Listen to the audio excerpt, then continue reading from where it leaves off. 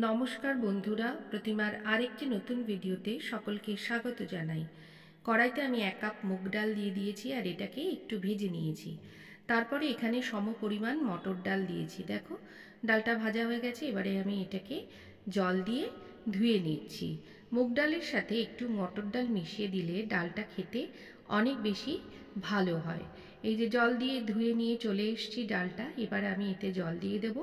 আমি আজকে কড়াইতে করে লাউ ডাল রান্না করব। প্রেসারে ডাল রান্না করলে তার একরকম স্বাদ হয়, আর কড়াইতে করলে আরেক রকম। লাউ আর সজনে ডাঁটা আমি এখানে কেটে ধুয়ে রেখেছি। দেখো আমার ডালটা সিদ্ধ হয়ে গেছে। এবারে আমি কেটে রাখা সবজিগুলো এতে দিয়ে দিলাম। ডালের সঙ্গে যদি সবজিগুলোকে নুন দিয়ে ফোটানো হয় তাহলে খেতে কিন্তু অনেক বেশি স্বাদ লাগে। যদিও কড়াইতে ডাল রান্না করতে একটু সময় লাগে।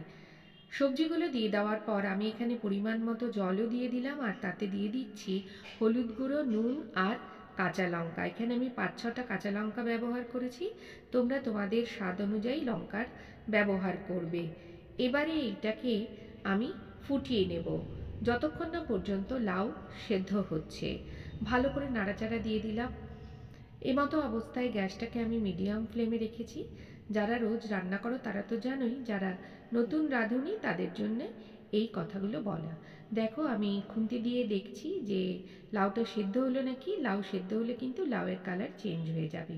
পাশে একটা পরিষ্কার কড়া বসিয়ে দিয়েছি, তাতে দিয়ে দিয়েছি 2 চামচ সর্ষের তেল, আর ফোড়নে ব্যবহার করলাম সাদা জিরে আর 3টে শুকনো লঙ্কা।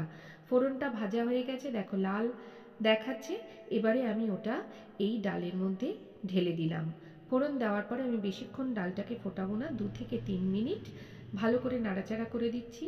আর যেহেতু নিরামিষ ডাল তাই জন্য এখানে আমি ব্যবহার করছি ঘি। এতে কিন্তু লাউয়ের গন্ধ, ডালের গন্ধ এবং স্বাদ অনেক বেশি ভালো হবে। আর দিয়ে দিচ্ছি একটুখানি চিনি টেস্টের ব্যালেন্সের জন্য।